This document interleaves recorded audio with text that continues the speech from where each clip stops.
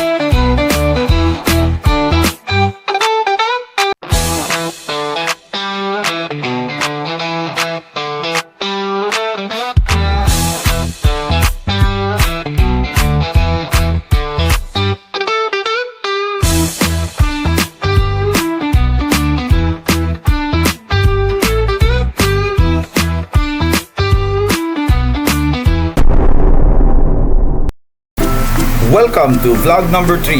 In this episode, I'm presenting to you Law Enforcement Organization and Administration, Simple and Clear, Part 2.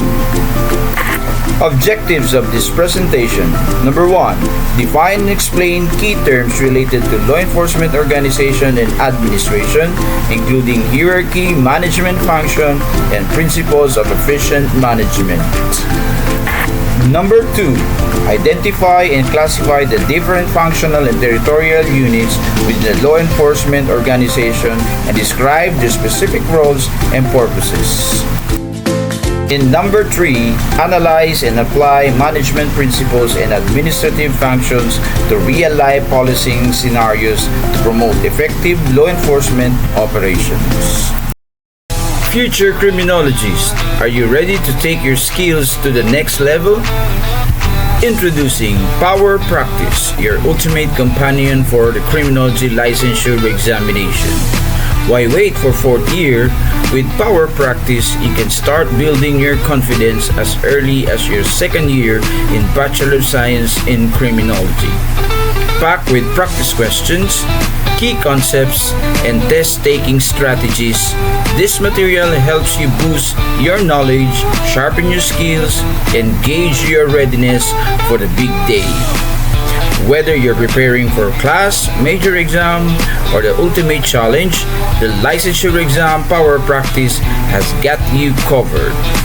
Interested individuals can avail of copy by texting 0955-0058-271. What are you waiting for? Grab your set now and start building your future. Remember, if you plan to win your dreams, start planning and start now. Power Practice early. Think smarter, pass with power.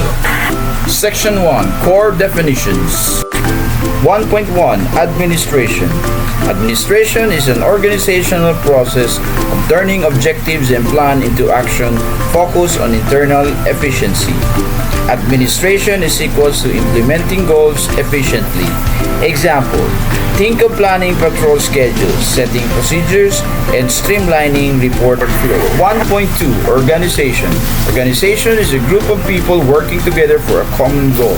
Organization is equals to people plus common goal. 1.3 Enforcement or law enforcement agency. Enforcement means compelling obedience to laws or commands. A law enforcement agency is any organization responsible for enforcing those laws. Enforcement is equals to compel obedience. Quick check. Police organization focuses on A. Tax collection, or B. Peace and order, protection, enforcement, and prevention. So what's your answer, guys? Section 2. Supervision, management, and hierarchy. 2.1 Supervision. Supervision is watching over work to ensure desired results, checking reports, guiding junior officers, giving feedback. Supervision is equal to oversight for results. 2.2 Management. Management directs and facilitates people in formal groups to achieve objectives using resources wisely: manpower, materials, money, equipment, supplies, and time. Management is equals to directing plus wise resources, 6 M's plus T. 2.3 Hierarchy. Hierarchy is the formal relationship between superiors and subordinates. Authority flows downward, obedience flows upward. 2.4 Authority. Authority is the right to command and control behavior in lower position. It belongs to the position, not the person. Whoever holds the role carries the same authority. Authority is equal to right to command. Section 3. Management or administrative functions. These are the classic functions managers use to make the organization works.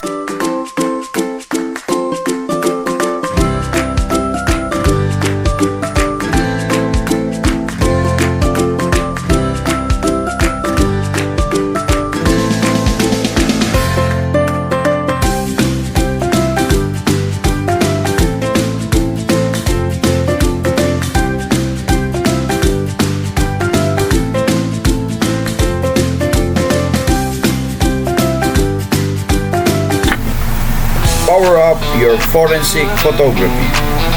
Lights, lens, law. Introducing Photography in the Field of Forensic and Police Operations, the all-in-one book built for teachers and criminology students. Stay perfectly aligned with the Philippine Professional Regulation Commission.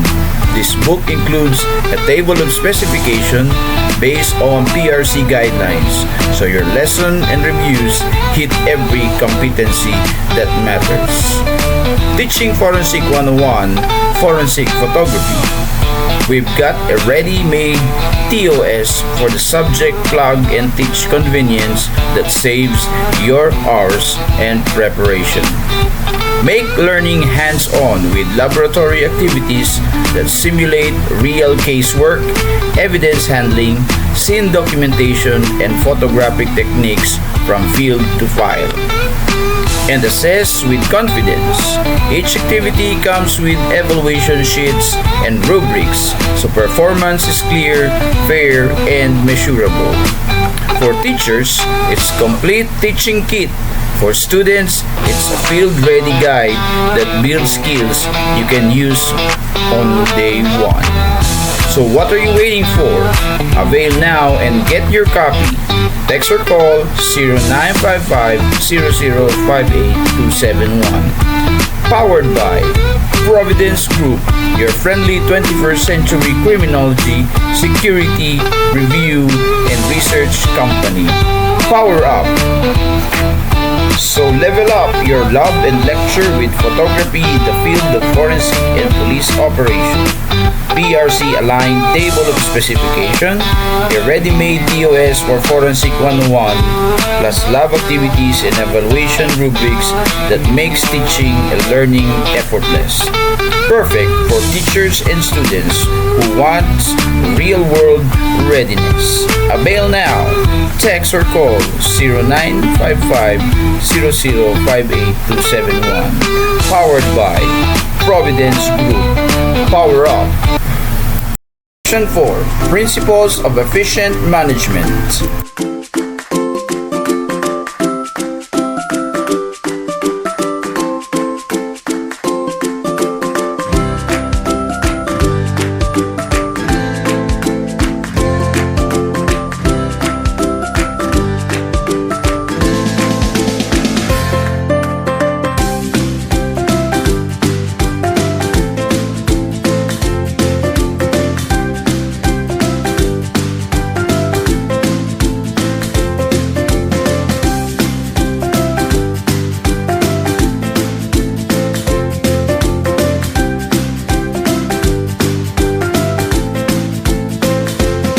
Section 5. Organizational Units.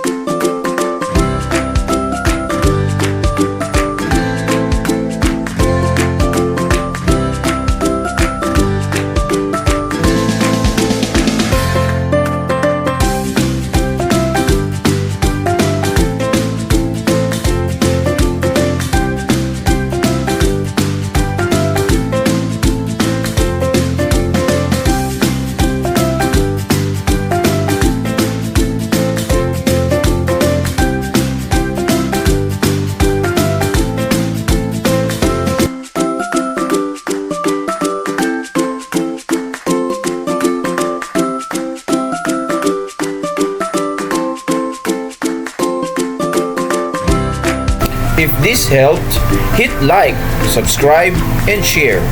Comment Unity of Command if you made it to the end, and tell me what topic you want next. Patrol Deployment, Investigation Unit, or Chain of Custody.